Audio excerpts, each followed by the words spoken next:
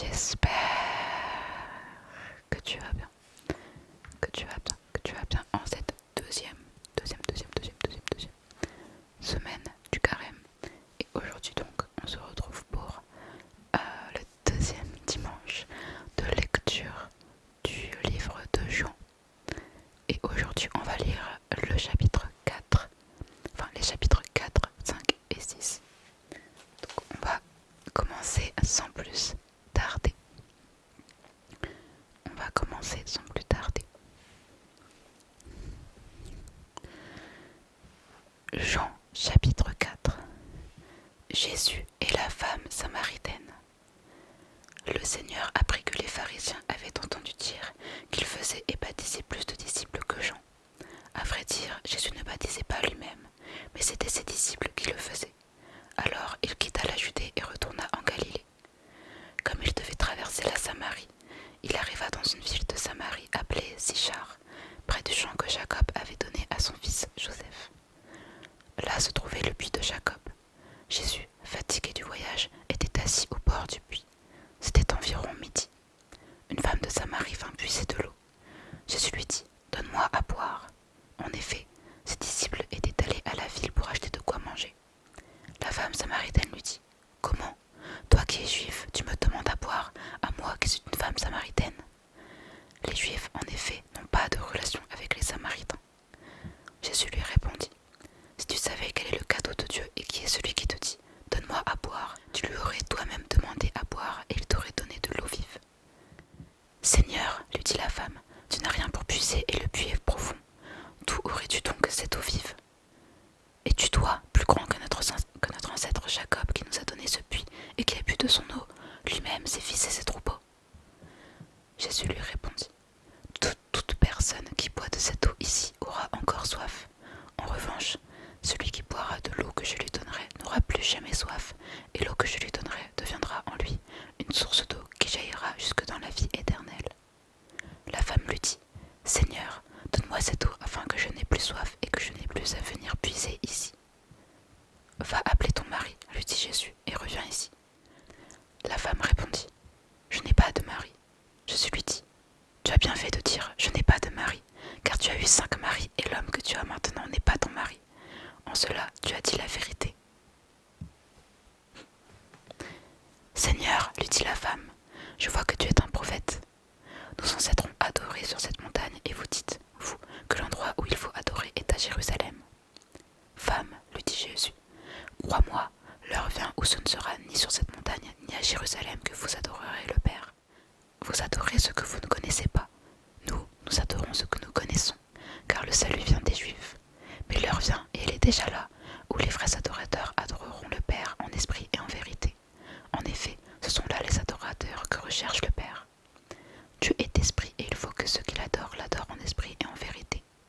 La femme lui dit : Je sais que le Messie doit venir, celui que l'on appelle Christ. Quand il sera venu, il nous annoncera tout. Jésus lui dit : Je le suis, moi qui te parle. Là-dessus arrivèrent ses disciples, et ils étaient étonnés de ce qu'il parlait avec une femme. Toutefois, aucun ne dit : Que lui demandes-tu ? Ou pourquoi parles-tu avec elle ? Alors la femme laissa sa cruche, s'en alla dans la ville et dit aux habitants : Venez voir un homme qui m'a dit tout ce que j'ai fait. Ne serait-il pas le Messie ? Ils sortirent de la ville et vinrent vers lui.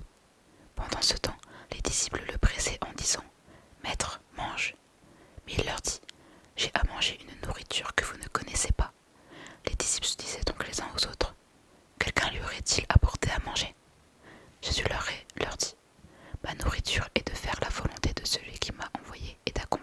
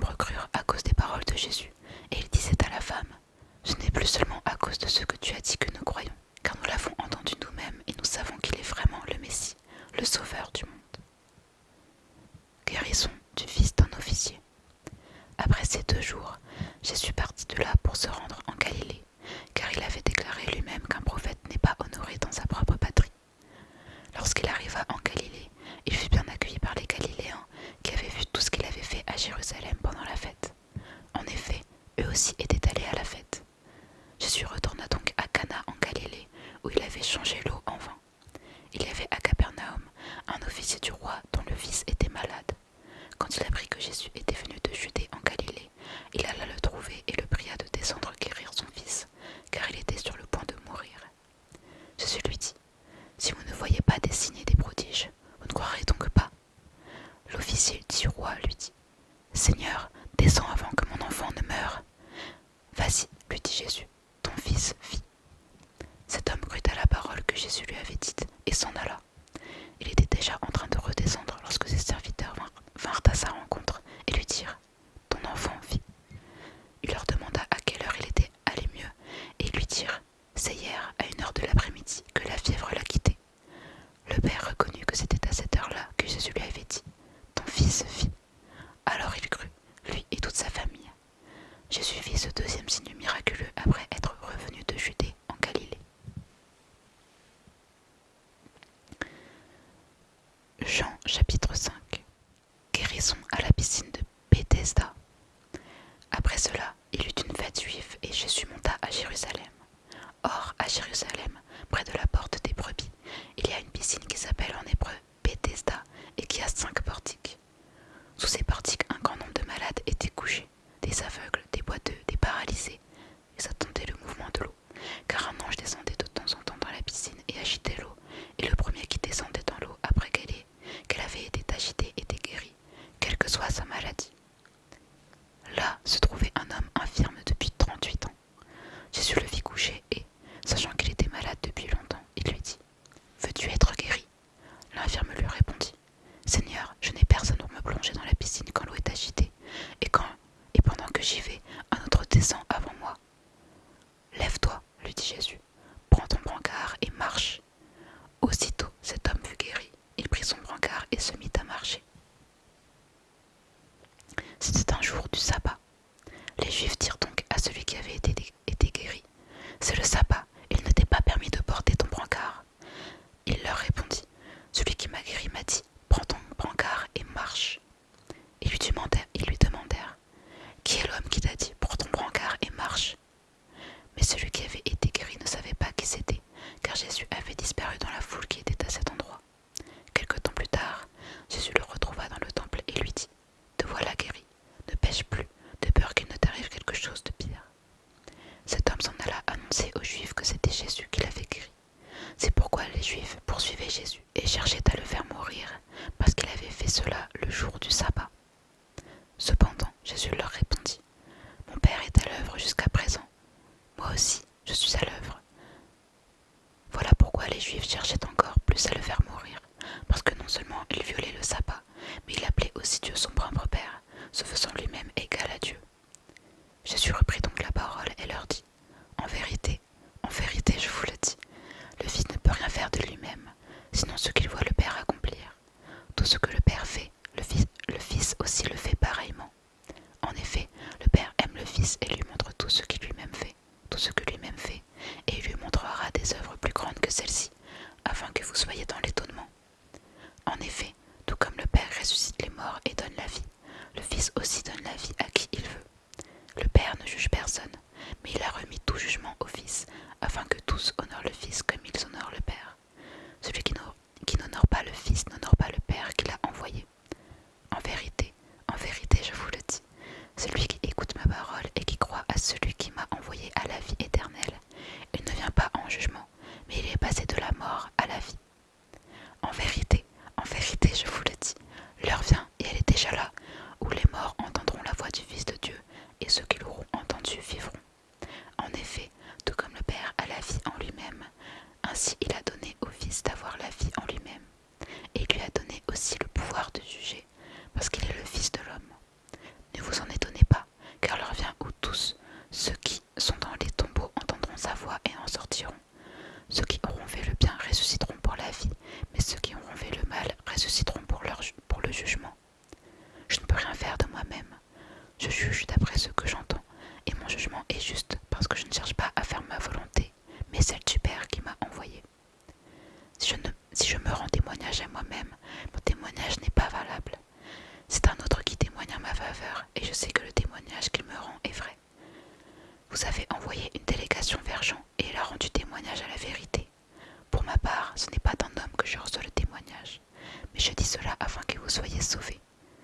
Jean était la lampe qui brûle et qui brille, et vous avez voulu vous réjouir une heure à sa lumière. Pour ma part, j'ai un témoignage plus grand que celui de Jean. Ce sont les œuvres que le Père m'a donné d'accomplir.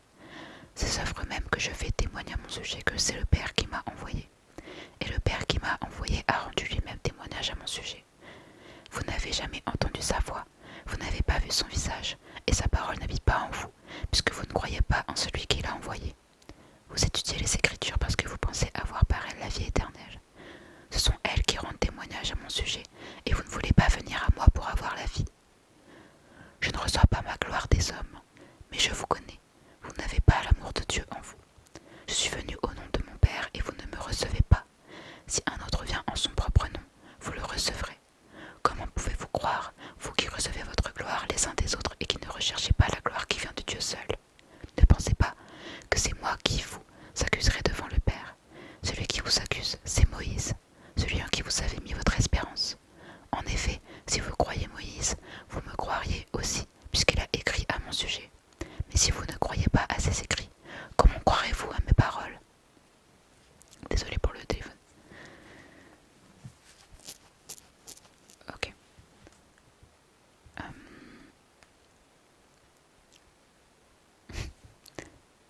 Jean chapitre 6. Multiplication des pains pour 5000 hommes. Après cela, Jésus s'en alla de l'autre côté du lac de Galilée, ou lac de Tibériade. Une grande foule le suivait, parce que les gens voyaient les signes miraculeux qu'il faisait sur les malades. Jésus monta sur la montagne, et là il s'assit avec ses disciples. Or, la Pâque, la fête juive, était proche. Jésus leva les yeux et vit une grande foule venir vers lui. Il dit à Philippe, « Où achèterons-nous des pains pour que ces gens aient à manger ?» Il disait cela pour le mettre à l'épreuve, car lui-même savait ce qu'il allait faire. Philippe lui répondit, « Les pains qu'on aurait pour 200 pièces d'argent ne suffiraient pas pour que chacun en reçoive un peu. » Un de ses disciples, André, le frère de Simon-Pierre, lui dit, « Il y a ici un jeune garçon qui a 5 pains d'orge et 2 poissons, mais qu'est-ce que cela pour autant de monde ?» Jésus dit, « Faites asseoir ces gens. » Il y avait beaucoup d'herbe à cet endroit. Ils s'assirent donc, au nombre d'environ 5000 hommes. Jésus prit les pains, remercia Dieu et les distribua aux disciples, qui les donnèrent à ceux qui étaient là. Il leur distribua de même des poissons, autant qu'ils en voulurent. Lorsqu'ils furent rassasiés, il dit à ses disciples, « Ramassez les morceaux qui restent, afin que rien ne se perde. » Ils les ramassèrent donc et ils remplirent 12 paniers avec les morceaux qui restaient des 5 pains d'orge, après que tous eurent mangé. À la vue du signe miraculeux que Jésus avait fait, ces gens disaient, « Cet homme est vraiment le prophète qui doit venir dans le monde. » Cependant Jésus, sachant qu'ils allaient venir l'enlever pour le faire roi, se retira de nouveau sur la montagne, tout seul. Le soir venu, ses disciples descendirent au bord du lac. Ils montèrent dans une barque pour traverser le lac et se rendre à Capernaum. Il faisait déjà nuit et Jésus ne les avait pas encore rejoints. Le vent soufflait avec violence et le lac était agité. Après avoir ramé environ 5 kilomètres, ils virent Jésus qui marchait sur l'eau et s'approchait de la barque, et ils eurent peur. Mais Jésus leur dit, « C'est moi, n'ayez pas peur. » Ils voulurent alors le prendre dans la barque, et aussitôt celle-ci aborda à l'endroit où ils allaient. Jésus, le pain de vie. Le lendemain, la foule restait de l'autre côté du lac remarqua qu'il n'y avait eu là qu'une seule barque et que Jésus n'était pas monté dedans avec ses disciples, mais que ceux-ci étaient partis seuls. D'autres barques arrivèrent de Tibériade près de l'endroit où ils avaient mangé le pain après que le Seigneur eut remercié Dieu. Quand les gens s'aperçurent que ni Jésus ni ses disciples n'étaient là, ils montèrent dans ces barques et allèrent à Capernaum à la recherche de Jésus. Ils le trouvèrent de l'autre côté du lac et lui dirent, « Maître, quand es-tu venu ici ?» Jésus leur répondit, en vérité, je vous le dis, vous me cherchez non parce que vous avez vu des signes, mais parce que vous avez mangé du pain et que vous avez été rassasiés. Travaillez, non pour la nourriture périssable, mais pour celle qui subsiste pour la vie éternelle, celle que le Fils de l'homme vous donnera, car c'est lui que le Père, Dieu lui-même, a marqué de son empreinte. » Ils lui dirent, « Que devons-nous faire pour accomplir les œuvres de Dieu ?» Jésus leur répondit, « L'œuvre de Dieu, c'est que vous croyez en celui qui l'a envoyé. » « Quel signe miraculeux fais-tu donc ?» lui dirent-ils, « afin que nous le voyions et que nous croyions en toi. Que fais-tu » Nos ancêtres ont mangé la manne dans le désert, comme cela est écrit. Il leur a donné